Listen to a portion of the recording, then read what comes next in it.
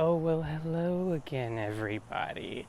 It's me, Brandon, an ecologically focused gardener growing things in Southeast Texas. Oh, I'm horribly disorganized and not very disciplined about putting out videos, so I'm trying something today. I'm going to just do kind of a day in the life video.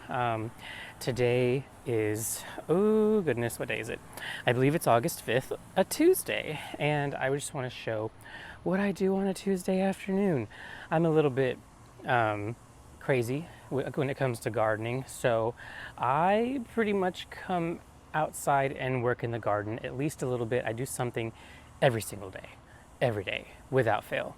So I'm just gonna show you what I'm doing today, and this is gonna be kind of a little video following me around. So let's see what I'm up to.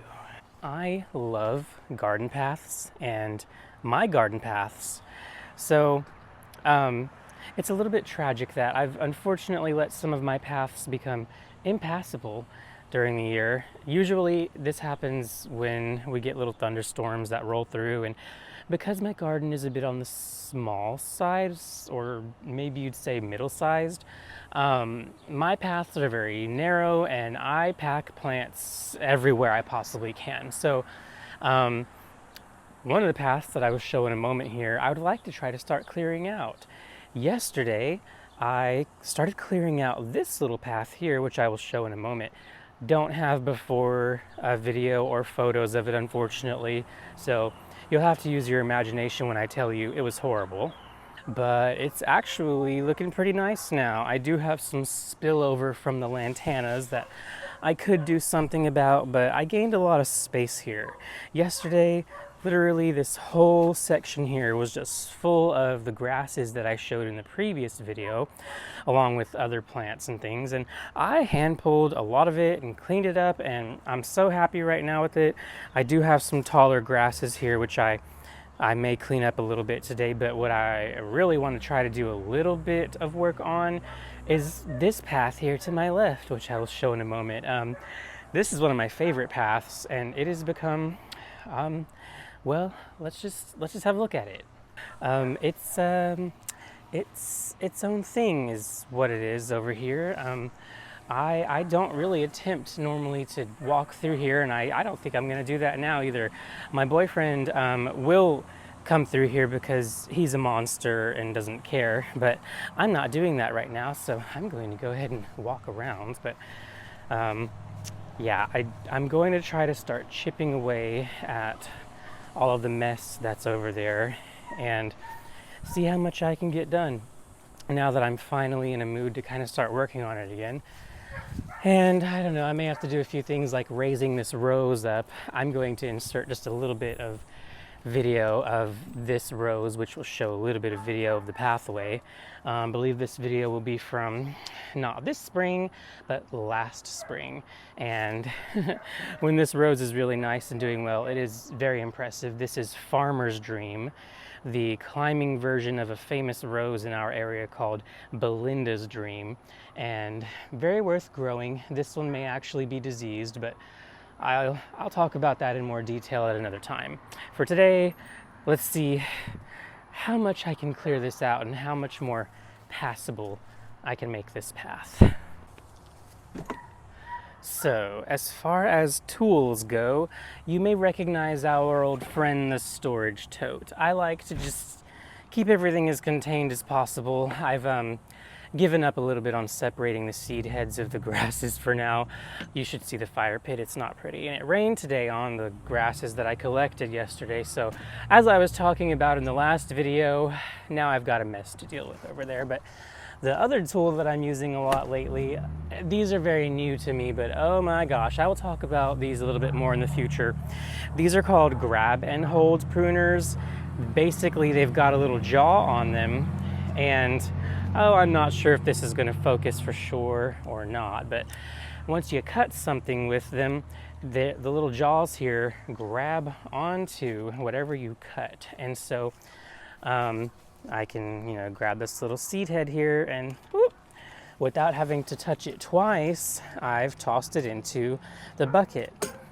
So this can, seem a little tedious, but if you like things like this, like robotic arms and stuff, things that are a little more, I don't know, it's a fun thing. I don't know how to describe it, but I use these for pretty much everything. Now I am breaking a little bit of a rule here that you may know about if you know anything about gardening and pruning, which is sanitizing pruners. Now if I'm going between certain types of plants that I think there may be an issue with, contamination, viruses and things, I will either use different pruners or go through and sanitize the pruners. But if I'm just doing the same type of plant, then I won't worry about it too much. But yeah, just going through, and everything that's in the way, I'm pruning out of the way. I haven't really been through here in quite a while, so I'm a little bit excited about this. This stuff down here is one of everybody's most hated plants. That's pennywort. I think, I don't want to lie about the name. I want to say it's hydrocotyle or something like that. Very, very prolific spreading plant. Gets everywhere. I'm trying to come up with some creative uses for it. In addition to the gardening stuff, if you know me, I do all kinds of other artwork and things. Not as much lately, but if you want, you can check out my Instagram. I don't really post there right now, but all my old artwork is still kind of up there. And I also post into the stories section every day, kind of as a Dear Diary thing, just showing what I'm doing, and it's kind of what I'm doing now here in a longer form. So I'll put the link to that in the comments section here. By the way, I know that in the other video, my first video, I said to, comment and tell me about plants you had questions about or whatever, and I didn't realize I had set that video to, what did it say, meant for children, which apparently means commenting is turned off. I didn't know that. I just thought meant for children meant that it's not like an adult video, so I didn't realize the comments were turned off for a while. Now, as you might notice here, I am both grabbing this because it's a large plant and cutting it with these pruners. But yeah, sometimes I'll do that. Just if it's a large plant, it's not always worth trying to grab it with the cut and holds and manipulate it that way. But look, I'll show you. You can do that. Look. It's just a little bit awkward, and it's easier if I just grab it and then cut it into pieces with the pruners. So, yeah, I'm so excited to have this path back. It's always like a little difficult to get it all straightened back out once it goes downhill. It just takes one good storm, and before you know it, it is impassable. But I'm going to straighten it out today, I think, at least most of it. Besides just getting the plants out of the way here that are overgrown. And some of them are very desirable plants, so it's kind of unfortunate to have to cut them. Like this salvia, I can probably kind of salvage that. And I have a toad lily here that I'd rather not cut if I don't have to. You can kind of stake things up. What I do is, let's see this one here. This is a little bit too much, I think. I'm going to need to pull that on out of there. That's going to clear a lot of space up, but it's also going to fill my tote very quickly. So I'm going to walk this over and throw it to the side. Now, things like salvias, and I grow some monster salvias. I don't really throw them into the burn pile, and I don't throw them into the compost pile. I actually have a really good way of dealing with them now, but I'm not ready to talk about it yet. I may put a little bit of footage in here, but I'm not going to go into detail. Basically, I got a really cool electric wood chipper in the spring. So after the freeze of the winter, I usually have one freeze that kills everything to the ground. I got this wood chipper, which was really amazing for spring cleanup. Oh yeah, like probably 90% of what's in the way over here is just this salvia, this is a really beautiful salvia, but it's a monster. This is one of the Salvia farinaceae hybrids. It's called Indigo Spires. Oh, Indigo Spires is really an amazing one, but it's a monster, and it probably really requires some cutback at some point in the year. I haven't done a lot of experimenting with that. See, look at this. I'm gonna bring the camera in and show a little bit of what's actually in here in this mess, including... Okay, so let's do a little plant tour. This is one of the other Salvia farinaceae hybrids. It's called Blue Chill. I really, really like this one. It's a lot of fun to grow. Got some ageratums down here, which I was talking about recently. I want to talk a little bit more in depth about them eventually. Some coleus, which always do well in the shade. I have a little cute eggplant back here. It's called Fairy Tale. Boyfriend really loves this eggplant to eat. I'm not a fan really, but he did cook some up recently and they were really yummy. So, you know, I actually do appreciate having it. Then we have Salvia guaranitica cultivar here called Amistad, which is really lovely. Doesn't bloom as much in the shade here, but you see some blooms. This is that toad lily I was talking about, but I don't think it's blooming anywhere, so I can't show that right now. Now this is the Indigo Spires I was talking about. It gets really long spires of pretty indigo purple flowers. But it is a crazy, crazy plant. It falls over. It starts back here, actually.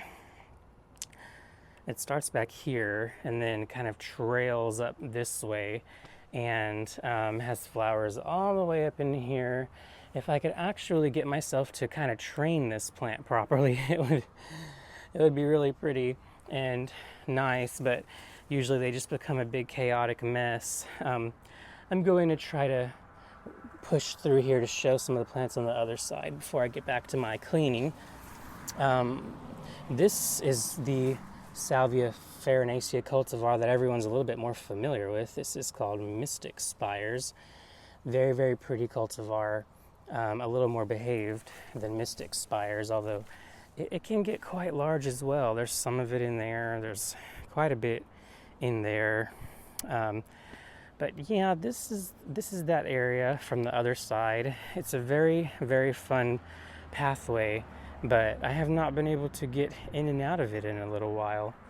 And then there's another pathway on the other side here that I also really like, but has also become impassable. I really can't even try to push through this one right now. So while I am in here, I wanted to talk a little bit about how I deal with the rose, because the rose is a monster, and I'm the kind of person who really likes to grow monstrous plants. I actually have a special tool for dealing with this rose in part. Let me grab that real quick. So part of what I do with the rose is I just kind of push it up and out of the way to keep it just out of the walkway. So I've got this lovely stick that I pulled out of the yard. This is a piece of Hibiscus mutabilis or Confederate rose, and what I'll do is I'll just kind of, you know, if you do felting, you know, use those little needles and you stab the felt. That's kind of the concept here. So I see where I can push the rose up and kind of felt the branches together. Some will just need to be pruned and some can be kind of pushed up and woven in. I'm being a little rough right now because honestly this rose is just in need of a major reworking. I actually had a really bad event earlier in the year where this whole rose got lifted and tossed by a wind event. Maybe it was a little mini tornado, maybe it was just straight line winds. Either way, it was pretty rough, and we had to get out here and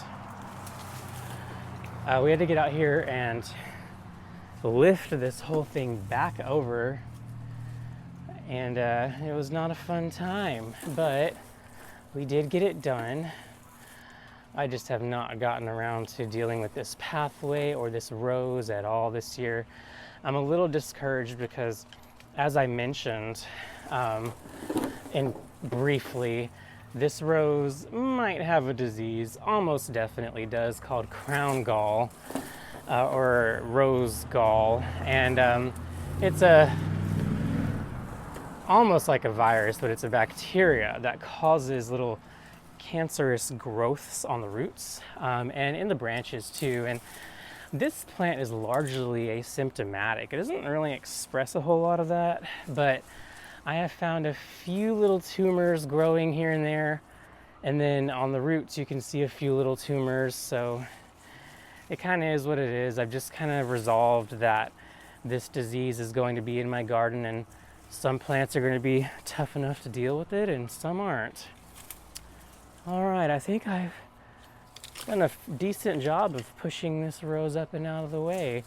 I usually try to be a little more gentle than this, but like I said, I'm a little frustrated with this rose right now. So once I get the pieces out of the way that can be moved out of the way, what I'll do is I'll come in and I'll prune off anything that's obviously dead.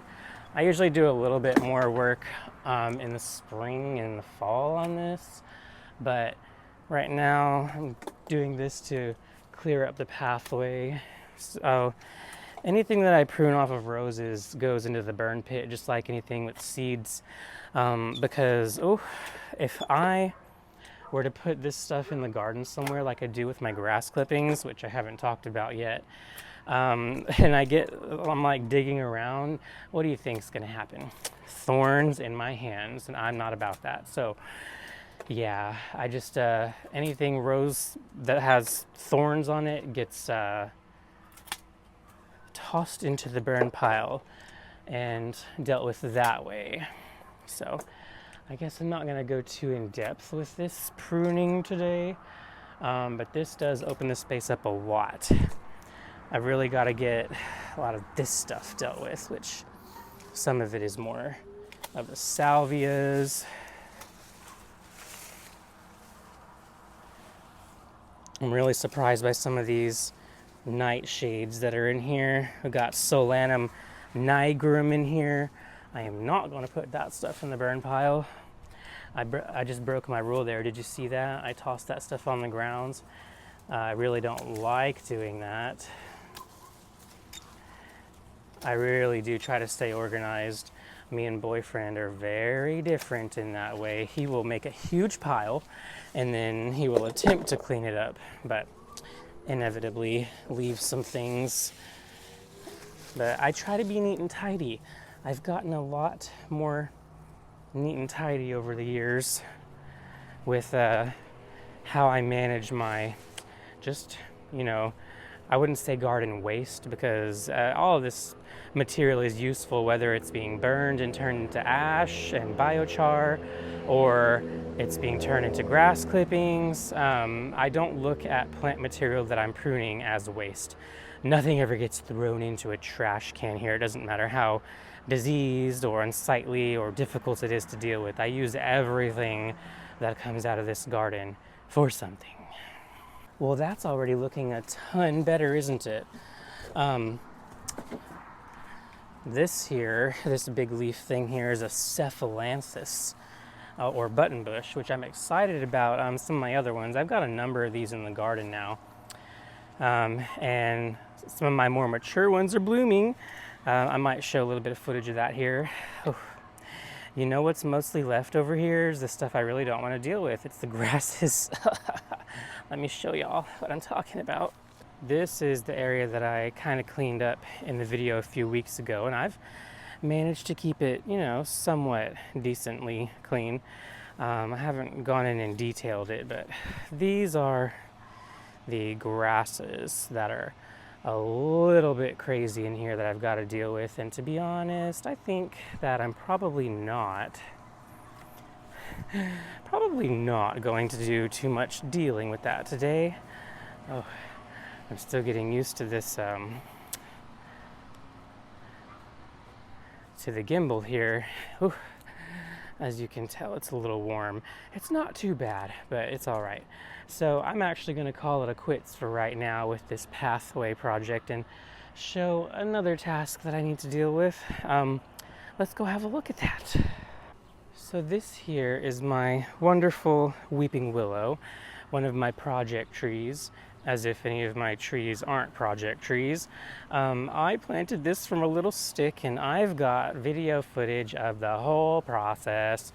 I believe she's about 4 years old now, and we're getting to a pretty good size. And when we have little storms roll through, like we had Hurricane Beryl last year, but even with more mild storms, the branches will actually move. And I do mean to do a more detailed video on this tree and what I've been doing with it, but I try to control the growth of this tree very closely so that it looks how I want it to.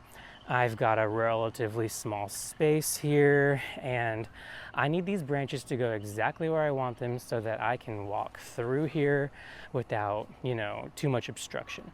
When you see weeping willows, typically they are a mess, but you can shape them and actually have them look really, really nice. Now, what I'm doing today is just a little bit of maintenance, and I have another version of the little cut and hold pruners that I showed earlier, but this is the extendable version. If you don't have these, you need them. I'll talk more about them in the future. I don't have affiliate links or anything for these. This is not sponsored. I really love these. Oh, it's stuck. Why are we stuck? Maybe it's because I have this locked. So I'm going to do a little bit of pruning, but I'm also going to really be trying to push some of these branches around to get them to go a little bit more back to where I want them. I think I'll talk a tiny bit about my pruning theory. Let me see if the gimbal and the tripod will actually aim up into the tree so that I can show any of this. So this isn't going to be any kind of a perfect tutorial or anything, but I'm just going to talk a little bit about what I do to maintain this tree week to week, month to month. And the main thing that I do is any of the branches that are kind of in the internal structure of the tree, I prune those off. So I'm just going to kind of clean up the ones that are doing what I don't want them to do or growing where I don't want them to grow. And these cut and hold pruners are really, really awesome, like I said, for this. So yeah, I can't brag about these enough. This is a newer set for me, and I'm absolutely loving them. So I'm just gonna take a few branches off. I know I'm probably getting out of the actual view of the camera now. Let me show a little bit of the internals that are going on here. So I know that this isn't going to be perfect, but I just wanted to talk a little bit about what I do here. Basically, any of the branches that are growing on the underside that are kind of weeping down, I trim those off at some point. I usually don't let them get too big, so that's just what I'm showing here, is getting some of those off. This cut and hold pruner is really making it to where I can avoid ladder time. I am still pretty young and I'm not afraid of ladders, but ladder safety is pretty important. I have seen plenty of horror stories from ladder falls, even for people who think they're fine, no big deal, I can get on a ladder, and then they fall and break their arms. I'm not looking to have that happen with me. So in addition to taking a few branches off, my main goal here today is to try to push a few of the branches back into place that were displaced by the storms the last couple of days. So, by the way, I was hinting at the fact that nothing in this garden goes to waste. I will either mulch these, or you can weave things with these. I'm trying to get into basket weaving, and oof, I cannot wait to do more with the weeping willow. So I usually have to get on the ladder for this part, but I'm gonna try with the cut and hold pruners this time.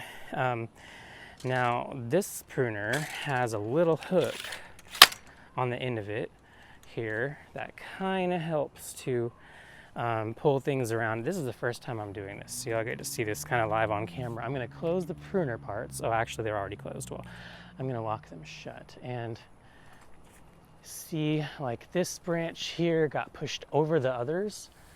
I'm gonna pull that back this way. I'm gonna pull it down a little bit. Sometimes I'll kind of hold it in place for a minute.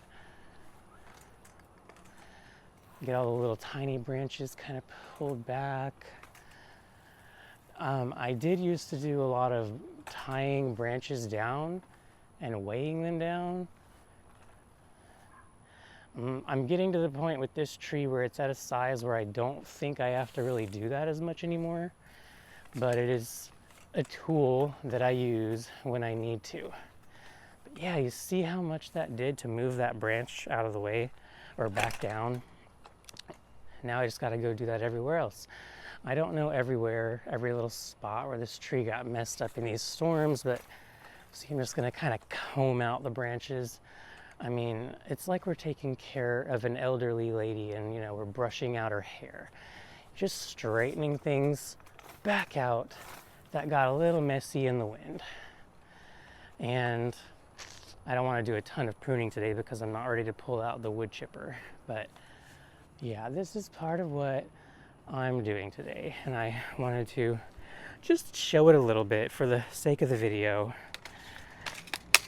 And one last thing I think I'm going to show before I call this video done, because this could get very, very long if I wanted it to be, is one of my other pathways and some of what happened during the storms the last couple of days. Do you like my elderberries? I don't. I'm getting quite sick of the elderberries, to be honest. Boyfriend is making as much syrup as he can, but I've got way more berries than I can use and more than the birds are eating, and these poor plants fall all over the place. They are a really messy plant for a small garden, and I kind of regret them. I'll talk more about that in the future, but I actually had this branch propped up here with this, and the storms knocked it out from underneath it. So I guess for now, in order to try to maintain some semblance of order here, I'm gonna prop this back up. For now, I really want to just cut all of that off. And this area is not too messy right now, but the storms do tend to take a small toll on things. Right now, as you can see, I've got my water hose sitting out here for no good reason, because I certainly don't need to water. In case you're wondering, this is the Bionic Steel garden hose. Pretty much the only hose I will use anymore. Not sponsored, of course, because my channel is too small right now to have sponsors. I've already gone through here and straightened some things out, but the Turk's cap here, Malvaviscus arboris, is one of the things that got really thrown around in this week's storms. I'm just going to kind of... There we go. Oh my gosh. Well, that's a surprise. I'll have to show you all this in a moment. Let me just tuck this all away. This here is something I wasn't expecting. Let's have a look at it. Well, as I was pushing this Turk's cap back up and out of the way, I happened to notice this, which I'm quite shocked to see is alive. This is a jackfruit seedling that I planted here last year, and it died to the ground in the winter, and I was not expecting it to grow back, but apparently it did. You see it's last year's trunks here. There we go. Last year's trunks there. I I did not think that this grew back at all, but here recently I've been working a little bit on the borders here to just kind of clean them up and make things a little bit more neat and tidy, although the storms today have kind of wrecked that. And I guess, well, that must have been hiding in there. But yeah, quite fun. This is this garden path again, by the way, going the other direction. Oh, I gotta get this rose cane secured at some point. This is the Generous Gardener. Very generous with how much it hangs into the walkway. Well, I guess that's about it for now. Oh, that willow is looking so beautiful behind the camera. I'm going to do a little bit more work off camera, but I just wanted to show, what a typical day looks like out here in the summer heat. Still got a few more months before the nice weather sets back in, and I always like to say this: I garden for the fall. The fall in Southeast Texas is amazing. It's like, we call it second spring. We have all of our plants in bloom still. Everything is still here and growing and looking nice, but also the weather is nice, and we usually don't get our first freeze until late December or early January. So fall is pretty nice in my area, and I'm really looking forward to it.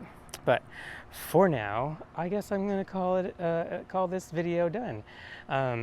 Thanks for hanging out with me on this Tuesday afternoon. I'm going to go clean up all of the mess I've made, and I hope you guys will join me for the next one. Hopefully I'll put something together that's a little bit more complete. But for now, yeah, like, comment, share, subscribe, and all of that. And I'll see you next time, friends.